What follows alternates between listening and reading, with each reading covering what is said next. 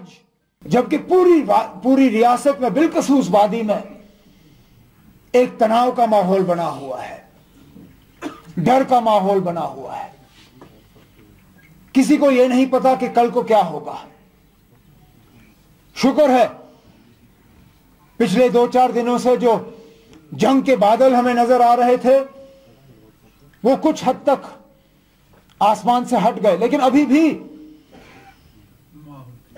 माहौल पूरी तरह से साजगार बना नहीं। अभी भी हमारे लोगों को बिना वजह निशाना बनाया जा रहा है, तंग किया जा रहा है, डराया जा रहा है, धमकाया जा रहा है। कल की बात, लखनऊ में 2 हमारे कश्मीरी ड्राई फ्रूट बेचने वाले, जिनका ना इस रियासत से ना इस मुल्क की सियासत से कोई लेना देना, इज्जत की रोजी रोटी कमाने के लिए निकले थे, उनके तरफ से कोई गलती नहीं। किसी ने उनके खिलाफ यह इल्जाम नहीं लगाया कि उन्होंने किसी को लूटा, किसी के साथ चोरी की, कहीं ऊंची आवाज में किसी से बात की। जनाब, जो इल्जाम आप अक्सर हमारे स्टूडेंट्स के खिलाफ लगाते हो कि उन्होंने जी फेसबुक पे कुछ लिखा, व्हाट्सएप पे कुछ लिखा, ये बेचारे तो ना फेसबुक पे थे तो ना व्हाट्सएप पे थे, सड़क पे चल रहे थे।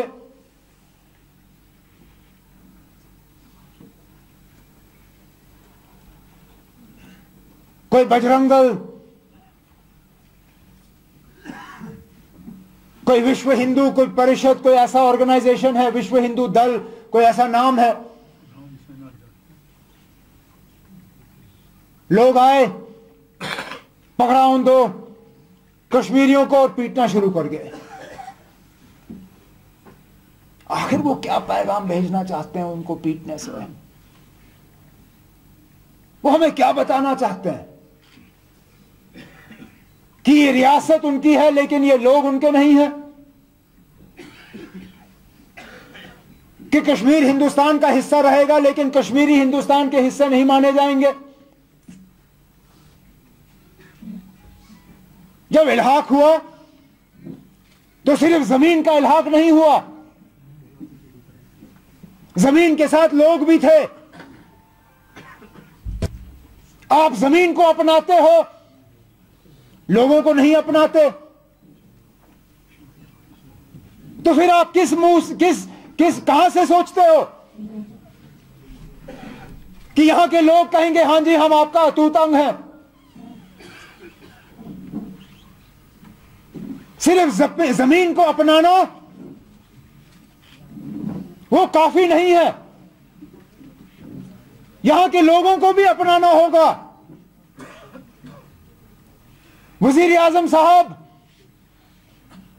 आपने राजस्थान में बहुत बड़ी तकरीर की और हमने उसका खैर मकदम किया। आपने कहा कि कश्मीरियों को निशाना नहीं बनाया जाना चाहिए। आपने कहा कि लड़ाई कश्मीरी के खिलाफ नहीं है।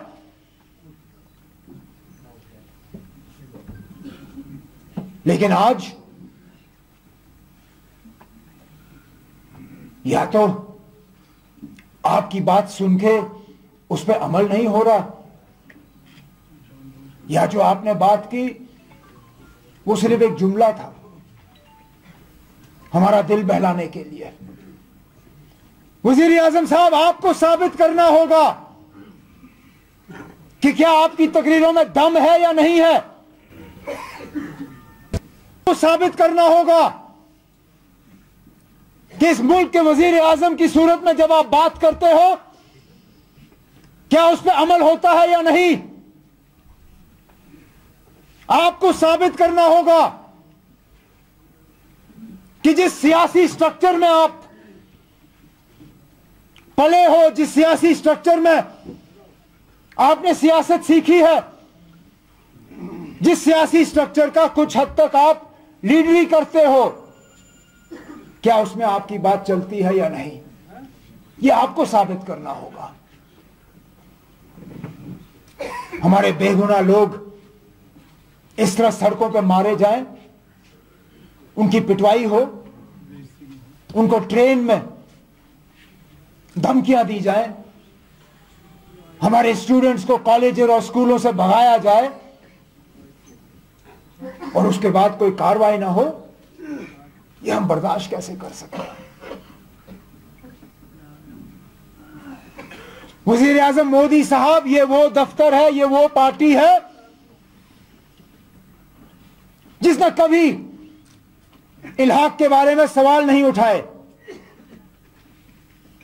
हमने हमेशा कहा कि जो हम हासिल करेंगे इस मुल्क के आईन से हासिल करेंगे, लेकिन जनाब इस मुल्क के आईन में हर किसी को बराबर का हक है, सेफ्टी की, सिक्योरिटी की, तहफ्फुज की। मैं किस आईन की बात करूं जिस आईन के तहत मेरे लोगों को बचाया नहीं जाता? मैं किस आईन की बात करूं? मैं किस झंडे की बात करूं जिस झंडे के पीछे छुप के ये लोग मेरे बेगुनाह लोगों की पिटाई करते हैं? मैं किस कानून की यहां बात करूं जिस कानून की रखवाली आप ही के चीफ मिनिस्टर और आप ही के हुकूमत करते नहीं हैं? जब सवालिया निशान उठते हैं तो जवाब देना मेरा काम नहीं होता। जवाब देना मोदी साहब आपका और आपके साथियों का काम है। साजिशों से जम्मू कश्मीर आपका नहीं रहेगा। यहां लोगों की आवाज कमजोर की जाएगी और आपको लगेगा कि जम्मू कश्मीर का रिश्ता हिंदुस्तान के साथ और ज्यादा मजबूत होगा। नहीं होगा। आप इस रिश्ते को और ज्यादा कमजोर कर रहे हैं। समझाइए यहां लोगों को, क्योंकि मेरी समझ में आता नहीं। आखिरकार थर्ड फ्रंट जम्मू कश्मीर में सिर्फ कश्मीर में ही क्यों बनते हैं?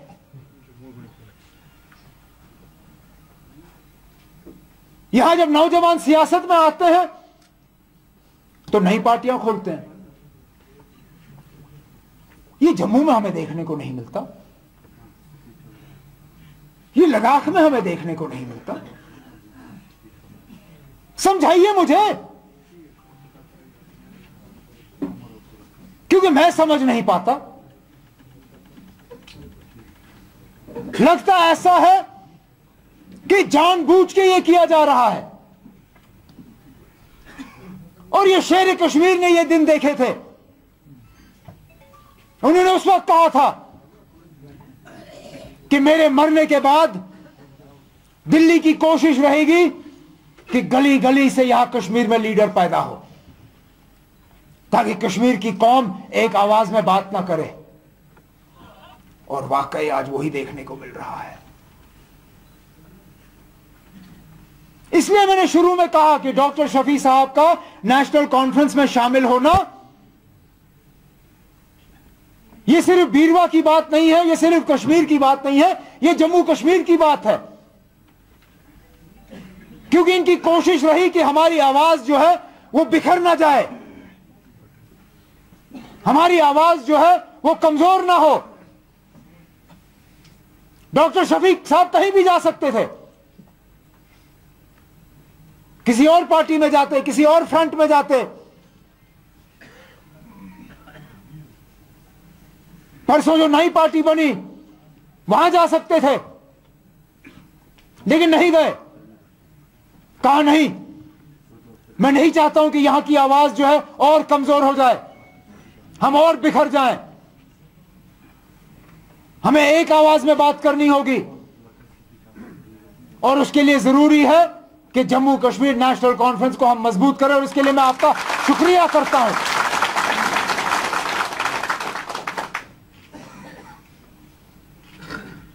हर तरफ से हम मार खा रहे हैं, समझ में नहीं आता।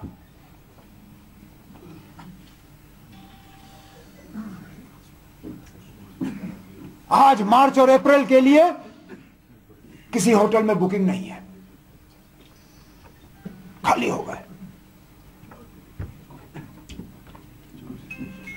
डरा दिया, सबको भगा दिया। टूरिस्ट वालों को कहा कि, एजेंसी वालों को कि आप कश्मीर बेचो ही मत। अगर कोई आपके पास आता है कश्मीर की टिकट लेने के लिए, आप उसको किसी और रियासत में भेजो, लेकिन हरगिज कश्मीर नहीं भेजना। क्या हासिल होगा आपको? ये करके हासिल क्या होगा?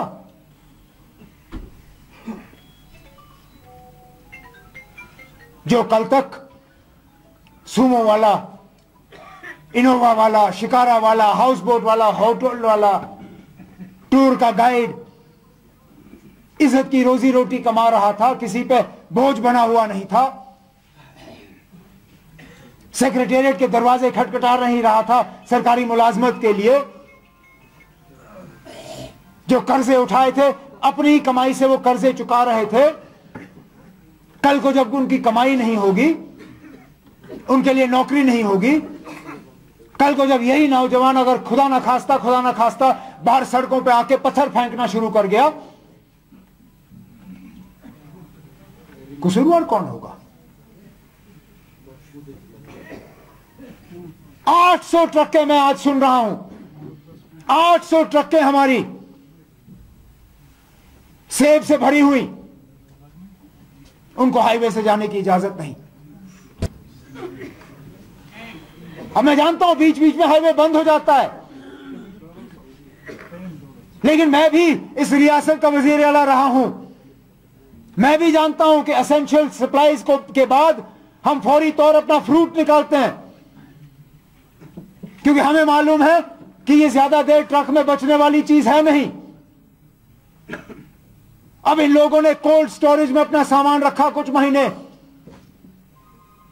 उनकी ये उम्मीद थी कि सर्दियों में वो सामान निकालेंगे और इसकी कीमत उनको ठीक ठाक मिलेगी बाकी मंडियों में। आज 800 ट्रकें बंद, सेब उनके ट्रक में सड़ रहे हैं। जो कर्जा उन्होंने उठाया वो चुकेगा नहीं।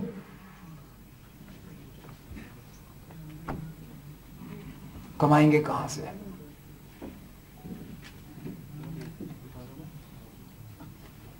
तभी तो हम लोगों ने पिछले दिनों इलेक्शन कमीशन को कहा, जनाब इलेक्शन कराइए। ये जो आज की गवर्नमेंट है, लोगों की परेशानी इनको है नहीं, लोगों की फिक्र इनको है नहीं। वहां बैठ के सियासी फैसले हो रहे हैं, लोगों के फैसले हो नहीं रहे। और हर सियासी पार्टी ने, चाहे वो पीडीपी हो, चाहे कांग्रेस हो, एनसी हो, तमाम पार्टियों ने इलेक्शन कमीशन को कहा कि इलेक्शन कराइए, फौरी तौर कराइए। सुनने में आया है कि एक आध अफसर ने बीच में टांग अड़ाने की कोशिश की, क्योंकि वो चाहते ही नहीं है कि उनके कामकाज पे किसी की नजर रहे। हम उम्मीद लगाए बैठे हैं कि कल को एक दो दिन के बाद जब इलेक्शन का ऐलान होगा, उसमें जम्मू कश्मीर के असेंबली का भी इलेक्शन के तारीख जो है वो लोगों के सामने होंगे। और हमारी कोशिश रहनी चाहिए कि पिछले इलेक्शनों के मुकाबले इस बार सिर्फ एक पार्टी की हुकूमत बने, और इंशाल्लाह वो नेशनल कॉन्फ्रेंस की हुकूमत बननी चाहिए। वोट के बंटवारे का हमने हाल आज देखा।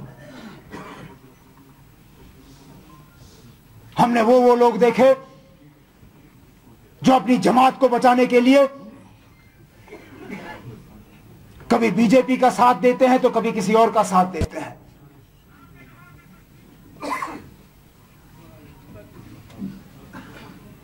सियासी बातें मुझे बहुत करनी है, हालात को लेके भी बात करनी है, लेकिन आज इतना ही काफी है। जो पिछले दिनों के हालात इस रियासत में बनाने की कोशिश की गई, जो गिरफ्तारियां हुई, उसको लेके जो माहौल एक सोचे समझे साजिश के तहत बिगाड़ने की कोशिश की गई, उस पर भी हमें सोचने की जरूरत है।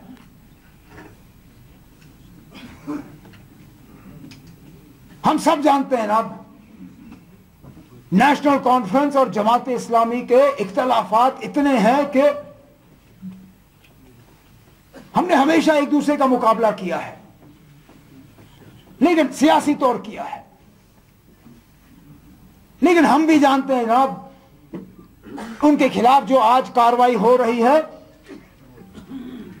उससे इस रियासत को फायदा नहीं है। 90 के बाद 5 साल तक जमात इस्लामी को बैन लगा, हालात में कौन सी बेहतरी आई? 95 के बाद बैन उठा, 96 में फारूक साहब की हुकूमत बनी, उसके बाद आहिस्ता आहिस्ता हालात बेहतर हुए। मेरी अपनी हुकूमत में 2009 और 2014 के दरमियान, 2011 देखिए, 12 देखिए, 13 देखिए, 2014 के इलेक्शन देखिए, चाहे पार्लियामेंट के हो चाहे असेंबली के हो, क्या उस वक्त जमात पे कोई बैन लगा हुआ था? लेकिन हालात तो आपके सामने हैं। अगर हालात खराब रखने का सिर्फ जमात को ही, जमात इस्लामी को ही जिम्मेवार ठहराया जाएगा, तो मुझे 95 के बाद 2019 के हालात देख के मुझे बताइए ना, फिर हालात बेहतर हुए क्यों? अगर यही लोग जिम्मेदार हैं तो फिर हालात कभी ठीक होने ही नहीं चाहिए थे। लेकिन वही, जैसे मैं बार बार कहता हूं, यहां कश्मीर को एक लेबोरेटरी के तौर पे इस्तेमाल किया जाता है एक्सपेरिमेंट करने के लिए। इसको मिलाओ, उसको मिलाओ, कहीं से धुआं निकलेगा, कहीं से कुछ और होगा, और ये लोग अपने एक्सपेरिमेंट में ही अपना काम निकाल लेते हैं। अल्लाह करे कि जल्द से जल्द इलेक्शन हो और हमारी हुकूमत बने। हम इनके तमाम साजिशों को इंशाल्लाह नाकामयाब करके ही छोड़ देंगे। लेकिन उसकी शुरुआत बीरवा से होनी चाहिए।